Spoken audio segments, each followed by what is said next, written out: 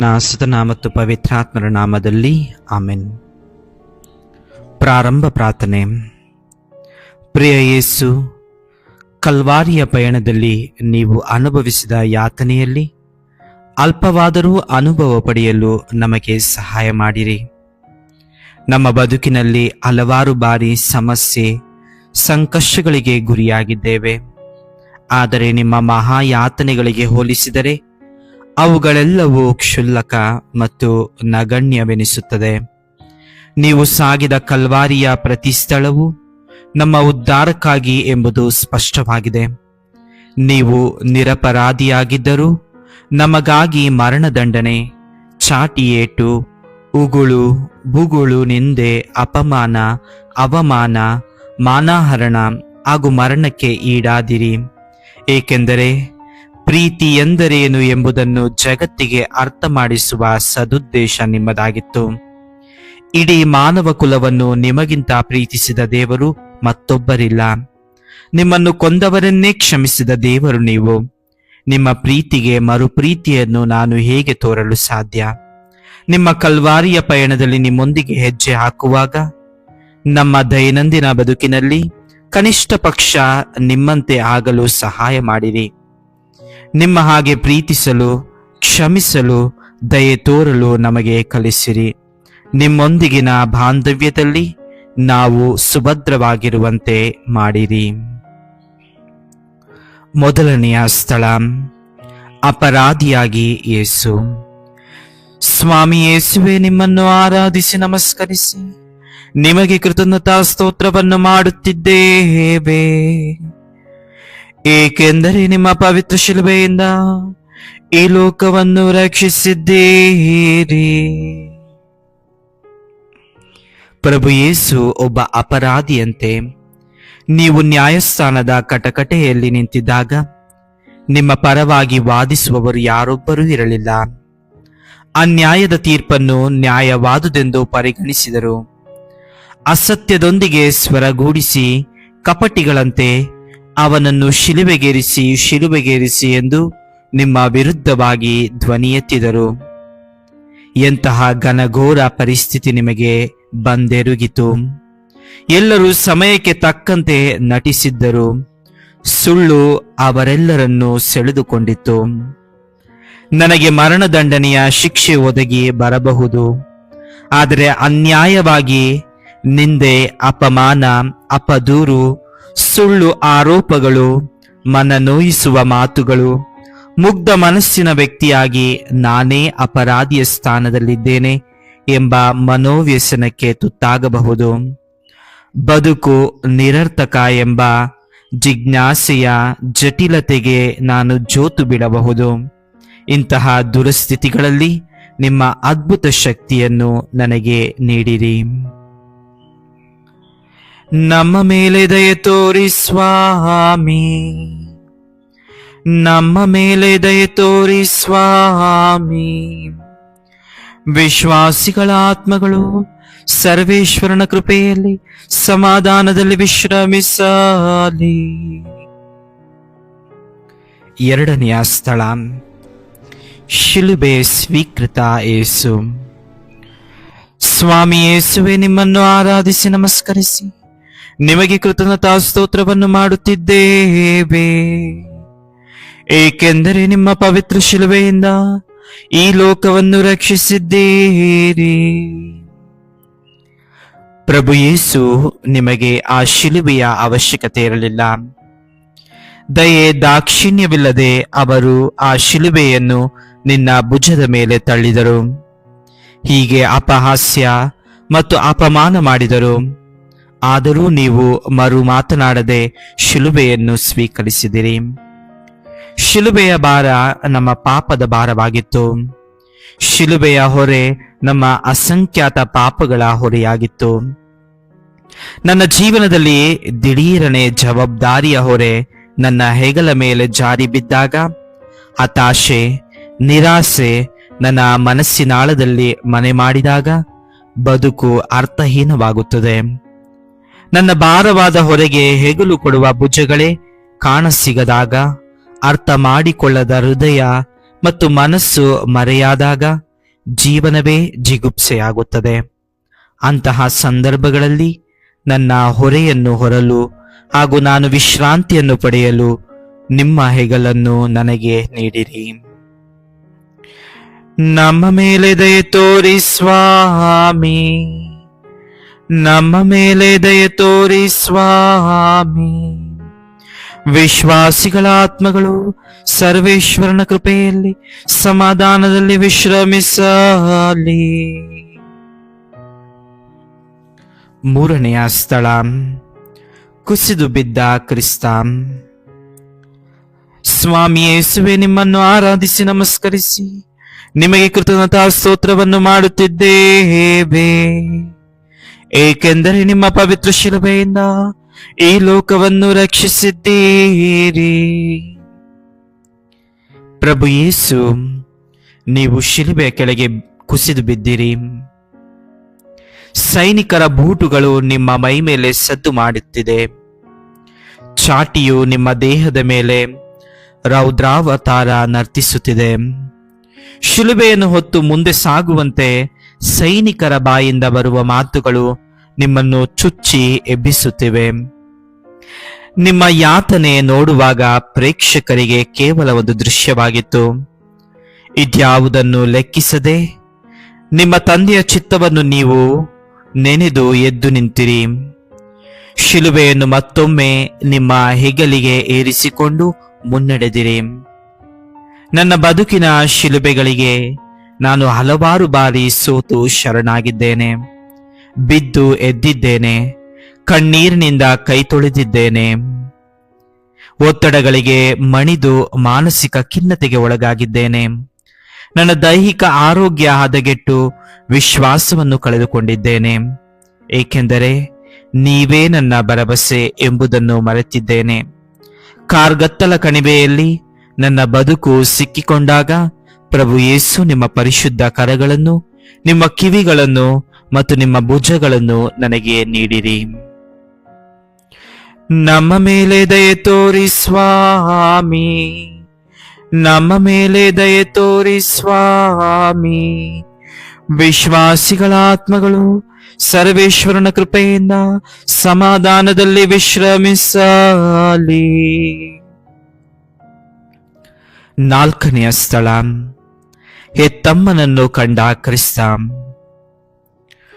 ಸ್ವಾಮಿ ಯೇಸುವೆ, ನಿಮ್ಮನ್ನು ಆರಾಧಿಸಿ ನಮಸ್ಕರಿಸಿ ನಿಮಗೆ ಕೃತಜ್ಞತಾ ಸ್ತೋತ್ರವನ್ನು ಮಾಡುತ್ತಿದ್ದೇವೆ, ಏಕೆಂದರೆ ನಿಮ್ಮ ಪವಿತ್ರ ಶಿಲುಬೆಯಿಂದ ಈ ಲೋಕವನ್ನು ರಕ್ಷಿಸಿದ್ದೀರಿ.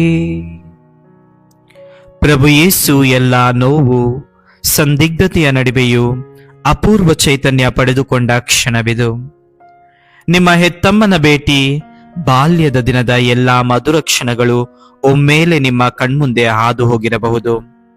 ಪುಟ್ಟ ಪುಟ್ಟ ಅಂಬೆಗಾಲಿಟ್ಟ ಸುಮಧುರ ಕ್ಷಣಗಳು, ಹಳ್ಳಿಗಾಡು ಗುಟ್ಟಗಾಡುಗಳಲ್ಲಿ ನೀವು ಓಡಾಡಿದ ಹಾಗೂ ನಡೆದಾಡಿದ ಸುಂದರ ಕ್ಷಣಗಳು, ನೀವು ಬಿದ್ದಾಗ ನಿಮ್ಮನ್ನು ಎತ್ತಿ ಮುದ್ದಾಡಿ ಗಾಯಗೊಂಡ ದೇಹದ ಭಾಗವನ್ನು ಬಟ್ಟೆಯಿಂದ ಕಟ್ಟಿದ ಕ್ಷಣಗಳನ್ನು ಹೇಗೆ ಮರೆಯಲು ಸಾಧ್ಯ?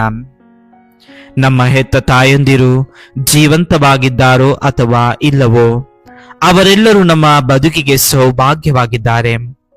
ನಾವೆಲ್ಲರೂ ಸುಖವಾಗಿ ನಿದ್ರಿಸಲು ಅವರು ನಿದ್ರೆಗೆಟ್ಟಿದ್ದಾರೆ. ನಮಗೆ ಬಟ್ಟೆ ತೊಡಿಸಿದ್ದಾರೆ, ಊಟ ಉಣಿಸಿದ್ದಾರೆ, ನಮ್ಮ ಉಜ್ವಲ ಭವಿಷ್ಯದ ಕನಸನ್ನು ನಮ್ಮಲ್ಲಿ ಬಿತ್ತಿದ್ದಾರೆ.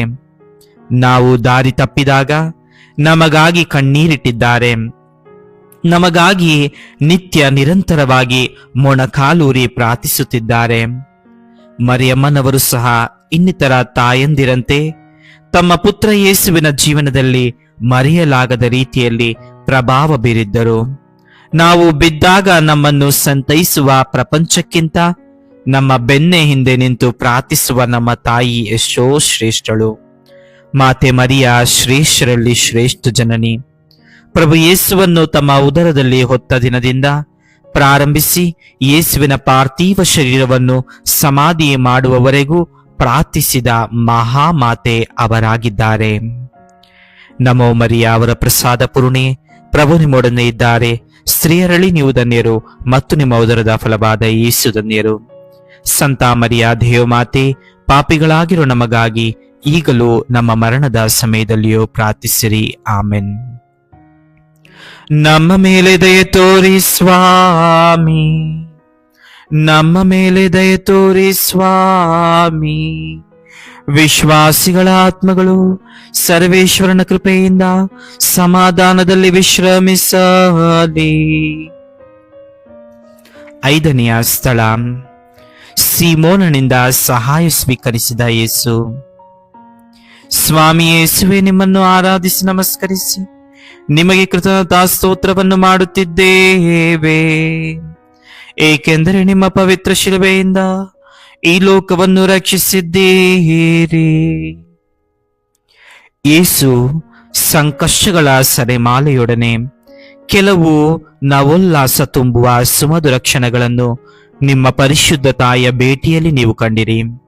ಹಾಗೆಯೇ ಕೆಲವು ಕ್ಷಣಗಳು ಕಳೆದ ಬಳಿಕ ಮತ್ತೊಮ್ಮೆ ಸೀಮೋನನಿಂದ ಸಹಾಯವನ್ನು ಪಡೆದುಕೊಂಡಿರಿ. ನಿಮ್ಮ ನೋವಿಗೆ ಕೊಂಚ ಕಾಲ ಉಪಶಮನ ನೀಡುವ ಪ್ರಯತ್ನವನ್ನು ಸೀಮೋನ ಮಾಡಿದ. ಸೀಮೋನನ ಸಾಂತ್ವನದಿಂದ ಸ್ವಲ್ಪ ಸಮಯವಾದರೂ ಸುಧಾರಿಸಿಕೊಳ್ಳುವ ಸಮಯವನ್ನು ಸೈನಿಕರು ನಿಮಗೆ ನೀಡಲಿಲ್ಲ. ಪುನಃ ಶಿಲುಬೆ ಬರುವಂತೆ ದುಂಬಾಲು ಬಿದ್ದರು. ನಿಮ್ಮ ಭುಜಗಳು ಗಾಯಗಳಿಂದ ನಿತ್ರಾಣಗೊಂಡಿದ್ದವು.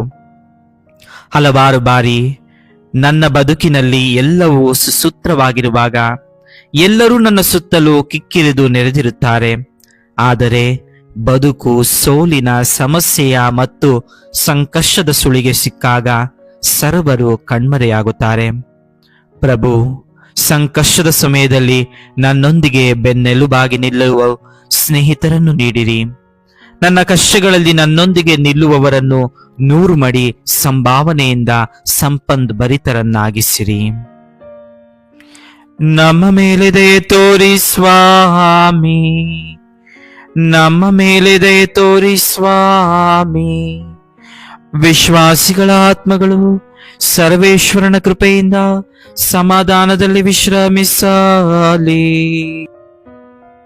6ನೆಯ ಸ್ಥಳ, ವೆರೋನಿಕಳು ಮುಖವನ್ನ ಹೊರಿಸುತ್ತಾಳೆ. ಸ್ವಾಮಿ ಯೇಸುವೆ, ನಿಮ್ಮನ್ನು ಆರಾಧಿಸಿ ನಮಸ್ಕರಿಸಿ ನಿಮಗೆ ಕೃತಜ್ಞತಾ ಸ್ತೋತ್ರವನ್ನು ಮಾಡುತ್ತಿದ್ದೇವೆ, ಏಕೆಂದರೆ ನಿಮ್ಮ ಪವಿತ್ರ ಶಿಲುಬೆಯಿಂದ ಈ ಲೋಕವನ್ನು ರಕ್ಷಿಸಿದ್ದೀರಿ. ಪ್ರಭು ಯೇಸು ಕಠಿಣ ಹೃದಯಗಳ ನಡುವೆ ಕೆಚ್ಚೆದೆಯ ಕುವರಿ ವೆರೋನಿಕಳಿಂದ ಸಾಂತ್ವನವನ್ನು ಸ್ವೀಕರಿಸುವ ಸುಂದರ ಕ್ಷಣಗಳನ್ನು ನೀವು ಕಂಡಿರಿ. ಜನರ ಕಣ್ಣೀರನ್ನು ಒರೆಸಿದ ಹಾಗೂ ಪಾಪಗಳನ್ನು ಕ್ಷಮಿಸಿದ ವ್ಯಕ್ತಿಗೆ ಆಗುತ್ತಿದ್ದ ಅನ್ಯಾಯದ ಶಿಕ್ಷೆಯನ್ನು ಸಹಿಸಲು ವೆರೋನಿಕಳಿಗೆ ಸಾಧ್ಯವಾಗಲಿಲ್ಲ. ಸಹಾಯ ಮಾಡುವ ಹಲವಾರು ಸಮಯ ಸಂದರ್ಭಗಳು ನನ್ನನ್ನು ಅರಸಿ ಬಂದರು. ನಾನು ಅಸಹಾಯಕನಂತೆ ವರ್ತಿಸಿದ್ದೇನೆ. ಕಷ್ಟ ಪರಿಶ್ರಮಗಳಲ್ಲಿ ನಲುಗುವ ವ್ಯಕ್ತಿಗಳನ್ನು ನಾನು ನೋಡಿಯೂ ಮೌನವಾಗಿಯೇ ಕೈಕಟ್ಟಿ ನಿಂತಿದ್ದೇನೆ. ವೈವಾಹಿಕ ಜೀವನದಲ್ಲಿ ಸಂಶಯ ಸಮಸ್ಯೆಗಳಲ್ಲಿ ಜೀವನ ಸವೆಸುವವರನ್ನು, ಪೋಷಕರನ್ನು ತಿರಸ್ಕರಿಸಿದವರನ್ನು, ಮಕ್ಕಳನ್ನು ಕೆರಳಿಸುವವರನ್ನು, ಕೆಲಸಗಾರರನ್ನು ದೂಷಿಸುವವರನ್ನು, ಸಲ್ಲಬೇಕಾದ ಹಾಗೂ ಸಮರ್ಪಕವಾದ ಕೂಲಿಯನ್ನು ನೀಡದೆ ಸತಾಯಿಸುವವರನ್ನು, ಲಂಚಗುಳಿತದ ಹಾಗೂ ಲೋಭತನದಲ್ಲಿ ಮೆರೆದಾಡುತ್ತಿರುವವರನ್ನು ನಾನು ನೋಡಿದ್ದೇನೆ. ಪ್ರಭು, ಪರರ ಕಷ್ಟಗಳಿಗೆ ಮನಮಿಡಿದು ಸ್ಪಂದಿಸಿ ಸಹಾಯ ಮಾಡಲು ಮುನ್ನುಗ್ಗುವ ಸುಮನಸ್ಸನ್ನು ನನಗೆ ದಯಪಾಲಿಸಿರಿ. ನಮ್ಮ ಮೇಲೆ ದಯೆ ತೋರಿ ಸ್ವಾಮಿ, ನಮ್ಮ ಮೇಲೆ ದಯೆ ತೋರಿ ಸ್ವಾಮಿ. ವಿಶ್ವಾಸಿಗಳ ಆತ್ಮಗಳು ಸರ್ವೇಶ್ವರನ ಕೃಪೆಯಿಂದ ಸಮಾಧಾನದಲ್ಲಿ ವಿಶ್ರಮಿಸಲಿ. 7ನೆಯ ಸ್ಥಳ, ಶಿಲುಬೆಯ ಕೆಳಗೆ ಬಿದ್ದ ಯೇಸು. ಸ್ವಾಮಿ ಯೇಸುವೆ, ನಿಮ್ಮನ್ನು ಆರಾಧಿಸಿ ನಮಸ್ಕರಿಸಿ ನಿಮಗೆ ಕೃತಜ್ಞತಾ ಸ್ತೋತ್ರವನ್ನು ಮಾಡುತ್ತಿದ್ದೇವೆ, ಏಕೆಂದರೆ ನಿಮ್ಮ ಪವಿತ್ರ ಶಿಲುಬೆಯಿಂದ ಈ ಲೋಕವನ್ನು ರಕ್ಷಿಸಿದ್ದೀರಿ. ಪ್ರಭು ಯೇಸು, ನಿಮ್ಮ ಶಿಲುಬೆಯ ಪಯಣ ಮಂದಗತಿಯಿಂದ ಕೂಡಿತ್ತು. ಬಲಹೀನತೆಯಿಂದ ನೀವು ನರಳಾಡಿದಿರಿ. 2ನೇ ಬಾರಿ ನೀವು ಶಿಲುಬೆ ಕೆಳಗೆ ಬಿದ್ದಾಗ ನಿಮ್ಮ ಶಿಲುಬೆಯ ಹೊರೆ ಬಹು ಭಾರವಾಗಿತ್ತು. ನಿಮ್ಮ ಪಯಣ ಅರ್ಧಕ್ಕೆ ಮೊಟಕುಗೊಳ್ಳಬಹುದೆಂಬ ಭಾವನೆ ನಿಮ್ಮಲ್ಲಿ ಮೂಡಿರಬಹುದು. ನಾನು ಏತಕ್ಕಾಗಿ ಸೋಲುತ್ತೇನೆ, ಎಡವಿ ಬೀಳುತ್ತೇನೆ ಎಂಬ ಗೊಂದಲ ಸ್ಥಿತಿ ನನ್ನನ್ನು ಹಲವಾರು ಬಾರಿ ಕಾಡಿದೆ. ಜೀವನವೇ ಬಹು ಕಷ್ಟಕರವೆಂಬ ಹತಾಶ ಭಾವ ನನ್ನನ್ನು ಕಾಡಿದೆ. ನನ್ನ ಜೀವನವೇ ಭಾರವೆನಿಸಿದಾಗ ಬದುಕುವ ಆಲೋಚನೆಗಳನ್ನು ನಾನು ಅಲ್ಲಗಳೆದಿದ್ದೇನೆ. ಪ್ರಭು, ನಾನೇಕೆ ಹಲವಾರು ಸಮಸ್ಯೆಗಳನ್ನು ಎದುರಿಸುತ್ತಿದ್ದೇನೆ? ನನಗೇಕೆ ಈ ಹಿಂಸೆ? ಸಮಸ್ಯೆಗಳ ಸುರಿಮಳೆ ನನ್ನ ಬದುಕಿನಲ್ಲಿ ಏತಕ್ಕೆ ಎಂಬ ಪ್ರಶ್ನೆಗಳು ನನ್ನನ್ನು ತೀವ್ರವಾಗಿ ಕಾಡುತ್ತಿವೆ. ನಮ್ಮ ಮೇಲೆ ದಯೆ ತೋರಿ ಸ್ವಾಮಿ, ನಮ್ಮ ಮೇಲೆ ದಯೆ ತೋರಿ ಸ್ವಾಮಿ. ವಿಶ್ವಾಸಿಗಳ ಆತ್ಮಗಳು ಸರ್ವೇಶ್ವರನ ಕೃಪೆಯಿಂದ ಸಮಾಧಾನದಲ್ಲಿ ವಿಶ್ರಮಿಸಲಿ. 8ನೆಯ ಸ್ಥಳ, ಕರುಣೆಯ ಕಂಬನಿ. ಸ್ವಾಮಿ ಯೇಸುವೆ, ನಿಮ್ಮನ್ನು ಆರಾಧಿಸಿ ನಮಸ್ಕರಿಸಿ ನಿಮಗೆ ಕೃತಜ್ಞತಾ ಸ್ತೋತ್ರವನ್ನು ಮಾಡುತ್ತಿದ್ದೇವೆ, ಏಕೆಂದರೆ ನಿಮ್ಮ ಪವಿತ್ರ ಶಿಲುಬೆಯಿಂದ ಈ ಲೋಕವನ್ನು ರಕ್ಷಿಸಿದ್ದೀರಿ. ಜೆರುಸಲೇಮಿಗಾಗಿ ಕಣ್ಣೀರು ಸುರಿಸಿದ್ದ ಯೇಸು ಈಗ ಅದೇ ಜೆರುಸಲೇಮಿನ ಕುವರಿಯರಿಂದ ಯೇಸುವಿಗಾಗಿ ಕಣ್ಣೀರು. ಎಂತಹ ಮನಮಿಡಿಯುವ ದೃಶ್ಯ! ಯೇಸು, ನೀವು ರಕ್ತ ಕಣ್ಣೀರನ್ನು ಸುರಿಸುತ್ತಿದ್ದಾಗ ಜೆರುಸಲೇಮಿನ ಮಹಿಳೆಯರಿಂದ ಕಣ್ಣೀರು ಹರಿಯಿತು. ನಿಮ್ಮ ಹೃದಯ ವಿದ್ರಾಹಕ ಸ್ಥಿತಿಯನ್ನು ಕಂಡು ಆ ಕುವರಿಯರು ಜೋರಾಗಿ ಅತ್ತು ಗೋಳಾಡಿದರು, ತಮ್ಮ ಅಸಹಾಯಕತೆಯನ್ನು ಹೊರಹಾಕಿದರು. ಆದರೆ ಇದಕ್ಕಿಂತ ಮಿಗಿಲಾದವುಗಳಿಗಾಗಿ ಅತ್ತು ಗೋಳಾಡಬೇಕಿದೆ ಎಂಬುದನ್ನು ನೀವು ಅವರಿಗೆ ಅರುಹುತ್ತಾ ನಿಮಗಾಗಿಯೂ ನಿಮ್ಮ ಮಕ್ಕಳಿಗಾಗಿಯೂ ಅತ್ತು ಗೋಳಾಡಿರಿ ಎಂದು ಬೋಧಿಸಿದಿರಿ. ಪಾಪದ ಜೀವನವನ್ನು ತೊರೆದು ಬಾಳುವಂತೆ ಪಶ್ಚಾತ್ತಾಪಕ್ಕೆ ಕರೆ ನೀಡಿದ್ದೀರಿ. ನಾನು ಪ್ರೀತಿಸಿದವರ ಮರಣದಲ್ಲಿ ಅತ್ತು ಗೋಳಾಡುತ್ತೇನೆ. ನಾನು ಹೆದರಿಕೆಯಿಂದ ನಲುಗಿದಾಗ, ಮೋಸಕ್ಕೆ ಒಳಗಾದಾಗ, ನಮ್ಮ ಸಂಬಂಧಗಳಲ್ಲಿ ಬಿರುಕು ಮೂಡಿದಾಗ, ಅಪಹಾಸ್ಯಕ್ಕೆ ಒಳಗಾದಾಗ ಅಥವಾ ಶಿಕ್ಷೆಗೆ ಒಳಗಾದಾಗ, ನಾನು ಒಬ್ಬಂಟಿಯಾದಾಗ ಅತ್ತು ಗೋಳಾಡಿದ್ದೇನೆ. ಪ್ರಭು, ನಿಮ್ಮ ಪ್ರೀತಿ ಹಾಗೂ ದಯೆಯುಳ್ಳ ಕಟ್ಟಳೆಗಳಿಗೆ ನಾನು ವಿರೋಧವಾಗಿ ನಡೆದಾಗ ಮತ್ತು ಅತ್ತು ಪ್ರಲಾಪಿಸಿ ಪಶ್ಚಾತ್ತಾಪ ಪಡುವಂತೆ ನನಗೆ ಸಹಾಯ ನೀಡಿರಿ. ನಮ್ಮ ಮೇಲೆ ದಯೆ ತೋರಿ ಸ್ವಾಮಿ, ನಮ್ಮ ಮೇಲೆ ದಯೆ ತೋರಿ ಸ್ವಾಮಿ. ವಿಶ್ವಾಸಿಗಳ ಆತ್ಮಗಳು ಸರ್ವೇಶ್ವರನ ಕೃಪೆಯಿಂದ ಸಮಾಧಾನದಲ್ಲಿ ವಿಶ್ರಮಿಸಲಿ. 9ನೆಯ ಸ್ಥಳ, ಕಲ್ವಾರಿಯ ಬುಡದಲ್ಲಿ ಬಸವಳಿದು ಬಿದ್ದ ಯೇಸು. ಸ್ವಾಮಿ ಯೇಸುವೆ, ನಿಮ್ಮನ್ನು ಆರಾಧಿಸಿ ನಮಸ್ಕರಿಸಿ ನಿಮಗೆ ಕೃತಜ್ಞತಾ ಸ್ತೋತ್ರವನ್ನು ಮಾಡುತ್ತಿದ್ದೇವೆ, ಏಕೆಂದರೆ ನಿಮ್ಮ ಪವಿತ್ರ ಶಿಲುಬೆಯಿಂದ ಈ ಲೋಕವನ್ನು ರಕ್ಷಿಸಿದ್ದೀರಿ. ಯೇಸು, 3ನೆಯ ಬಾರಿ ನೀವು ಬಿದ್ದಾಗ ಸಂಪೂರ್ಣವಾಗಿ ಬಳಲಿದವರಂತೆ ಕಂಡು ಬಂದಿರಿ. ಗೆತ್ಸೆಮನೆ ತೋಪಿನಲ್ಲಿ ನೀವು ರಕ್ತದ ಬೆವರನ್ನು ಸುರಿಸಿ ಮಾಡಿದ ಪ್ರಾರ್ಥನೆಯಾದ, ಪಿತನೇ, ಸಾಧ್ಯವಾದರೆ ಈ ಕಷ್ಟದ ಕೊಡವನ್ನು ನನ್ನಿಂದ ದೂರ ಮಾಡಿರಿ ಎಂಬುದು ಆ ಕ್ಷಣಕ್ಕೆ ನಿಮ್ಮ ನೆನಪಿಗೆ ಬಂದಿರಬೇಕು. ತಕ್ಷಣವೇ ನಿಮ್ಮ ದೇಹದ ಕಣ ಕಣದಲ್ಲಿದ್ದ ಶಕ್ತಿಯನ್ನು ಒಗ್ಗೂಡಿಸುತ್ತಾ ಶಿಲುಬೆಯನ್ನು ಹೊತ್ತು ಮುಂದೆ ಸಾಗಿದಿರಿ. ನನ್ನ ಚಿತ್ತವಲ್ಲ, ನಿಮ್ಮ ಚಿತ್ತ ದೇವ ಎಂಬ ಪ್ರಾರ್ಥನೆಯೇ ನಿಮ್ಮ ಶಕ್ತಿಯ ಸಾಧನವಾಗಿತ್ತು. ನನ್ನ ಜೀವನದ ಹತಾಶೆ, ನಿರಾಶೆ, ಸೋಲು ಮತ್ತು ಸವಾಲುಗಳು ನನ್ನನ್ನು ಎದೆಗುಂದುವಂತೆ ಮಾಡಿವೆ. ಆ ಕ್ಷಣಗಳಲ್ಲಿ ಸಂಕುಚಿತ ಮನೋಭಾವಕ್ಕೆ ಒಳಗಾಗಿದ್ದೇನೆ. ನನ್ನ ಆರ್ಥಿಕ ಮುಗ್ಗಟ್ಟಿನ ಪರಿಸ್ಥಿತಿ ಹದಗೆಟ್ಟಿ, ಆರೋಗ್ಯದ ಸ್ಥಿತಿ, ನನ್ನ ಪ್ರೀತಿ ಪಾತ್ರರು ಹಾಗೂ ಬಂಧು ಬಳಗ ಬಿಟ್ಟು ದೂರವಾದಾಗ, ನನ್ನ ಕುಟುಂಬಸ್ಥರೇ ನನ್ನನ್ನು ಅರ್ಥ ಮಾಡಿಕೊಳ್ಳಲು ವಿಫಲರಾದಾಗ, ನನ್ನ ಶಿಲುಬೆಗಳನ್ನು ಹೊರಲು ನನಗೆ ಶಕ್ತಿ ನೀಡಿರಿ. ನಮ್ಮ ಮೇಲೆ ದಯೆ ತೋರಿ ಸ್ವಾಮಿ, ನಮ್ಮ ಮೇಲೆ ದಯೆ ತೋರಿ ಸ್ವಾಮಿ. ವಿಶ್ವಾಸಿಗಳ ಆತ್ಮಗಳು ಸರ್ವೇಶ್ವರನ ಕೃಪೆಯಿಂದ ಸಮಾಧಾನದಲ್ಲಿ ವಿಶ್ರಮಿಸಲಿ. 10ನೆಯ ಸ್ಥಳ, ಬೆತ್ತಲಾದ ಯೇಸುವಿನ ದೇಹ. ಸ್ವಾಮಿ ಯೇಸುವೆ, ನಿಮ್ಮನ್ನು ಆರಾಧಿಸಿ ನಮಸ್ಕರಿಸಿ ನಿಮಗೆ ಕೃತಜ್ಞತಾ ಸ್ತೋತ್ರವನ್ನು ಮಾಡುತ್ತಿದ್ದೇವೆ, ಏಕೆಂದರೆ ನಿಮ್ಮ ಪವಿತ್ರ ಶಿಲುಬೆಯಿಂದ ಈ ಲೋಕವನ್ನು ರಕ್ಷಿಸಿದ್ದೀರಿ. ಯೇಸು ನಿಮ್ಮ ವಸ್ತ್ರಗಳನ್ನು ಅಮಾನುಷವಾಗಿ ಕಿತ್ತು ತೆಗೆಯುವ ದೃಶ್ಯ ಅಸಹನೀಯವಾಗಿತ್ತು. ನೆರೆದಿದ್ದ ಜನ ಸಮೂಹ ನಿಮ್ಮ ನಗ್ನ ಸ್ಥಿತಿಯನ್ನು ಕಂಡು ಕೇಕೆ ಹಾಕಿ ನಕ್ಕಿತು. ಆದರೆ ನೀವು ಮಾತ್ರ ಮೌನಿಯಾಗಿ ಮುಗ್ಧತೆಯಿಂದ ನಿಂತುಕೊಂಡಿರಿ. ನಿಮ್ಮ ದೇಹದಲ್ಲಿದ್ದ ಘೋರ ಗಾಯಗಳಿಂದ ನೆತ್ತರು ಒತ್ತರಿಸಲು ಪ್ರಾರಂಭವಾಯಿತು. ಅನೇಕ ರೋಗಿಗಳನ್ನು ಗುಣಪಡಿಸಿದ ನೀವೇ ಅಸಹಾಯಕತೆಯಿಂದ ನರಳಾಡುತ್ತಿದ್ದೀರಿ. ನಿಮ್ಮ ಗಾಯಗಳು ನಿಮ್ಮ ಪರಮ ಪ್ರೀತಿಯನ್ನು ಪ್ರಚುರಪಡಿಸುತ್ತಿದ್ದವು. ಗಾಯಗೊಂಡ ನಾಥ ನಮ್ಮ ಪಾಪಗಳ ನಿಮಿತ್ತ ಎಂಬ ದೇವರ ವಾಕ್ಯವೇ ಇದಕ್ಕೆ ಸಾಕ್ಷಿಯಾಗಿದೆ. ಜೀವ ಮತ್ತು ಜೀವನಕ್ಕಾಗಿ ಹೋರಾಡುತ್ತಿರುವವರಿಗೆ ನಾನು ಸಂವೇದನಾಶೀಲವಾಗುವಂತೆ ಮಾಡಿರಿ. ದುಶ್ಚಟಗಳಿಗೆ ದಾಸನಾಗಿರುವವರು, ಮರಣಾಂತಿಕ ಕಾಯಿಲೆಗಳಿಂದ ನರಳುತ್ತಿರುವವರು, ಅನಾರೋಗ್ಯದಿಂದ ಹಾಸಿಗೆ ಹಿಡಿದಿರುವವರು, ವಯೋ ಸಹಜ ಕಾಯಿಲೆಗಳಿಂದ ಅತೀವ ನೋವನ್ನು ಅನುಭವಿಸುತ್ತಿರುವವರಿಗಾಗಿ ನನ್ನ ಮನ ಮಿಡಿಯುವಂತಾಗಲಿ, ನಾನು ನಿಮ್ಮಂತಾಗುವಂತೆ ಮಾಡಿರಿ.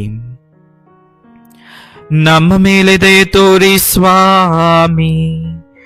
ನಮ್ಮ ಮೇಲೆ ದಯೆ ತೋರಿ ಸ್ವಾಮಿ. ವಿಶ್ವಾಸಿಗಳ ಆತ್ಮಗಳು ಸರ್ವೇಶ್ವರನ ಕೃಪೆಯಿಂದ ಸಮಾಧಾನದಲ್ಲಿ ವಿಶ್ರಮಿಸಲಿ. 11ನೆಯ ಸ್ಥಳ, ಮೊಳೆಗಳಿಂದ ಜಡೆಯಲ್ಪಟ್ಟ ಯೇಸು. ಸ್ವಾಮಿ ಯೇಸುವೆ, ನಿಮ್ಮನ್ನು ಆರಾಧಿಸಿ ನಮಸ್ಕರಿಸಿ ನಿಮಗೆ ಕೃತಜ್ಞತಾ ಸ್ತೋತ್ರವನ್ನು ಮಾಡುತ್ತಿದ್ದೇವೆ, ಏಕೆಂದರೆ ನಿಮ್ಮ ಪವಿತ್ರ ಶಿಲುಬೆಯಿಂದ ಈ ಲೋಕವನ್ನು ನೀವು ರಕ್ಷಿಸಿದ್ದೀರಿ. ಯೇಸು ಬಡಗಿಯ ಕೆಲಸ ನಿಮಗೆ ಕರಗತವಾಗಿತ್ತು. ಮರಗಳನ್ನು ಹೊಂದಿಸಲು ಮತ್ತು ಜೋಡಿಸಿ ಮೊಳೆಗಳನ್ನು ಜಡಿದ ಪೀಠೋಪಕರಣಗಳನ್ನು ಮಾಡುವ ಕಲೆ ನಿಮಗೆ ತಿಳಿದಿತ್ತು. ಆದರೆ ಅದೇ ಮೊಳೆಗಳಿಂದಲೂ ಮರದಿಂದಲೂ ನಿಮ್ಮ ದೇಹವನ್ನು ಮುಂದೊಂದು ದಿನ ಜಡಿದು ಬಂಧಿಸಲಾಗುವುದು ಎಂಬ ಕಲ್ಪನೆ ಇರಲಿಲ್ಲವೇನೋ? ಒಂದಲ್ಲ ಒಂದು ದಿನ ನಾವೆಲ್ಲರೂ ಸಾಯಲೇಬೇಕು. ಯಾರೊಬ್ಬರೂ ಸಹ ನೋವಿನಿಂದ ನರಳಿ ಸಾಯಲು ಇಚ್ಛಿಸುವುದಿಲ್ಲ. ನಾವೆಲ್ಲರೂ ಒಳ್ಳೆಯ ಮರಣವನ್ನು ನಿರೀಕ್ಷಿಸುತ್ತೇವೆ. ಆದರೆ ಯೇಸುವಿನ ಮರಣದ ಗಳಿಗೆಯನ್ನು ನೋಡಿ, ಎಂತಹ ಘೋರಗಳಿಗೆ! ಯೇಸು ಉಸಿರಾಡಲು ಹೆಣಗಾಡುತ್ತಿದ್ದಾರೆ. ಜೀವ ಮತ್ತು ಮರಣದ ನಡುವೆ ಹೋರಾಡುತ್ತಿದ್ದಾರೆ. ಅವರ ಯಾತನೆಯನ್ನು ನೋಡಲು ಮಾನವ ಕಣ್ಣುಗಳಿಂದ ಸಾಧ್ಯವಿಲ್ಲ. ನೋವನ್ನು ಸಹಿಸಲಾರದೆ ಜೋರಾಗಿ ಅತ್ತು ಗೋಳಾಡುವ ಮೊಳೆಗಳಿಂದ ಜಡೆಯಲ್ಪಟ್ಟ ಅವರ ಕೈಕಾಲುಗಳಿಂದ ರಕ್ತ ಚಿಮ್ಮುತ್ತಿದೆ. ಮಾಂಸಖಂಡಗಳು ಹರಿದು ಹೋಗುತ್ತಿವೆ. ಜನರು ಚದುರಿಸುವ ಸಲುವಾಗಿ ನಾನು ಹಿಂಸಾತ್ಮಕ ಚಟುವಟಿಕೆಗಳಲ್ಲಿ ನನ್ನನ್ನೇ ತೊಡಗಿಸಿಕೊಂಡಿರಬಹುದು, ಅಥವಾ ಬೆನ್ನಿಗೆ ಚೂರಿ ಹಾಕುವ ಕೆಲಸ ಮಾಡಿರಬಹುದು, ಅಥವಾ ಮುಂದೆ ಮಧುರವಾಗಿ ಮಾತನಾಡಿ ಹಿಂದೆ ಬಹಳ ಕೆಟ್ಟದಾಗಿ ಜರೆದಿರಬಹುದು, ಅಥವಾ ಅನಾಮಧೇಯ ಪತ್ರಗಳನ್ನು ಬರೆದು ಪರರ ಚಾರಿತ್ರ್ಯಹರಣ ಮಾಡಿರಬಹುದು, ಅಥವಾ ಅನ್ಯಾಯ ಮತ್ತು ಅಸಂಬದ್ಧ ಟೀಕೆ ಟಿಪ್ಪಣಿಗಳನ್ನು ಪರರ ಬಗ್ಗೆ ಮಾಡಿರಬಹುದು. ನಮ್ಮ ಮೇಲೆ ದಯೆ ತೋರಿ ಸ್ವಾಮಿ. ನಮ್ಮ ಮೇಲೆ ದಯೆ ತೋರಿ ಸ್ವಾಮಿ. ವಿಶ್ವಾಸಿಗಳ ಆತ್ಮಗಳು ಸರ್ವೇಶ್ವರನ ಕೃಪೆಯಿಂದ ಸಮಾಧಾನದಲ್ಲಿ ವಿಶ್ರಮಿಸಲಿ. 12ನೆಯ ಸ್ಥಳ, ಯೇಸುವಿನ ಪ್ರಾಣ ಪಕ್ಷಿ ಹಾರಿಹೋಯಿತು. ಒಂದು ಕ್ಷಣ ಮೌನವಾಗಿ ಆ ಕ್ರಿಸ್ತನ ಮರಣವನ್ನ ಧ್ಯಾನಿಸೋಣ.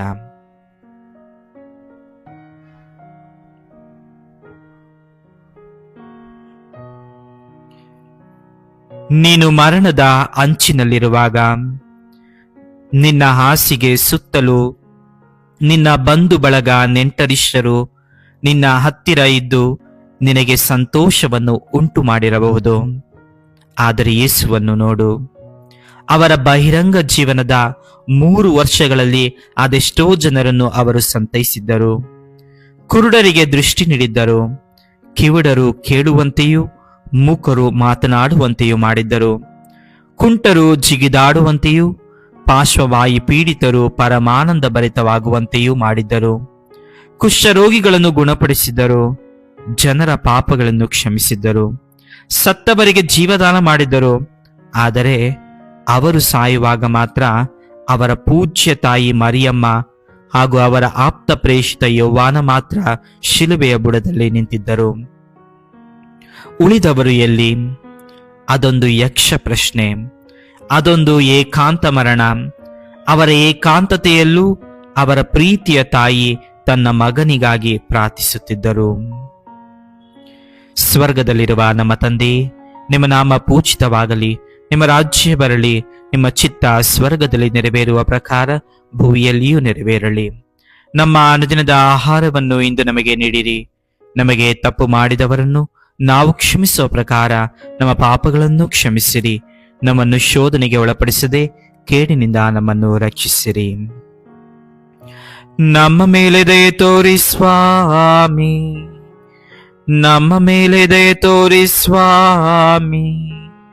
ವಿಶ್ವಾಸಿಗಳ ಆತ್ಮಗಳು ಸರ್ವೇಶ್ವರನ ಕೃಪೆಯಿಂದ ಸಮಾಧಾನದಲ್ಲಿ ವಿಶ್ರಮಿಸಲಿ. 13ನೆಯ ಸ್ಥಳ, ಮೃತನಾಗಿ ಮಾತೆಯ ಮಡಿಲು ಸೇರಿದ ಮಗ. ಸ್ವಾಮಿ ಯೇಸುವೆ, ನಿಮ್ಮನ್ನು ಆರಾಧಿಸಿ ನಮಸ್ಕರಿಸಿ ನಿಮಗೆ ಕೃತಜ್ಞತಾ ಸ್ತೋತ್ರವನ್ನು ಮಾಡುತ್ತಿದ್ದೇವೆ, ಏಕೆಂದರೆ ನಿಮ್ಮ ಪವಿತ್ರ ಶಿಲುಬೆಯಿಂದ ಈ ಲೋಕವನ್ನು ರಕ್ಷಿಸಿದ್ದೀರಿ.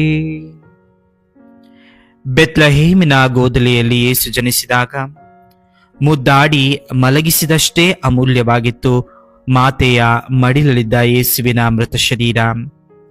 ಪ್ಯಾಲೆಸ್ಟೈನ್ ನಾಡಿನಲ್ಲಿ ಮಾತೆ ಮರಿಯಮ್ಮನವರಷ್ಟು ರೋದಿಸಿ ಅತ್ತು ಗೋಳಾಡಿದ ಮಹಿಳೆ ಮತ್ತೊಬ್ಬ ಇರಲಿಲ್ಲ. ಮಗನನ್ನು ಕಳೆದುಕೊಂಡು ಮುರಿದ ಹೃದಯ ಸ್ಥಿತಿಯಲ್ಲೂ ತಥಾಸ್ತು, ನಿಮ್ಮ ಚಿತ್ತದಂತೆ ಆಗಲಿ ಎಂಬ ಧೀಮಂತೆ ಅವರು. ಪ್ರಾಯಶಃ ಪ್ರವಾದಿ ಸಿಮೆಯೋನನ ಮಾತುಗಳಾದ, ಇಗೋ ಈ ಮಗು ಇಸ್ರಾಯೇಲರಲ್ಲಿ ಅನೇಕರ ಉನ್ನತಿಗೂ ಅನೇಕರ ಅವನತಿಗೂ ಕಾರಣನಾಗುವನು, ಅನೇಕರು ಪ್ರತಿಭಟಿಸುವ ದೈವ ಸಂಕೇತವಾಗುವನು ಎಂಬ ಮಾತುಗಳನ್ನು ಮಾತೆ ಮರಿಯ ತಮ್ಮ ಮನಸ್ಸಿನಲ್ಲಿಯೇ ಮೆಲುಕು ಹಾಕಿರಬಹುದು.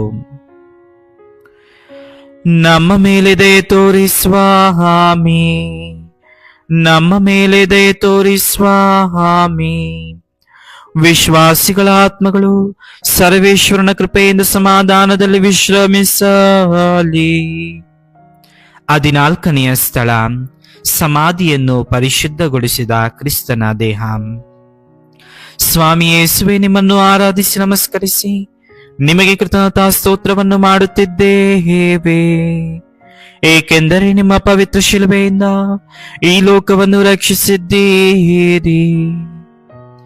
ಯೇಸು ಹುಟ್ಟಿದಾಗ ಬಡವನಾಗಿ ಜನಿಸಿದರು. ಕೇವಲ ತುಂಡು ಬಟ್ಟೆಗಳಲ್ಲಿಯೇ ಜಗತ್ತಿಗೆ ದರ್ಶನವಿತ್ತರು. ಅವರು ಭೂಮಿಯಲ್ಲಿ ಬಹಿರಂಗ ಜೀವನವನ್ನು ಜೀವಿಸುವಾಗ ತಲೆ ಇಡಲು ಅವರಿಗೆ ಸ್ಥಳವಿರಲಿಲ್ಲ. ನರಿಗಳಿಗೆ ಗುಹೆಗಳುಂಟು, ಆಕಾಶದ ಪಕ್ಷಿಗಳಿಗೆ ಗೂಡುಗಳುಂಟು, ಆದರೆ ನರಪುತ್ರನಿಗೆ ತಲೆ ಇಟ್ಟು ಮಲಗಲು ಸ್ಥಳವಿಲ್ಲ ಎಂದು ಸ್ವತಃ ಯೇಸುವೇ ನುಡಿದಿದ್ದರು.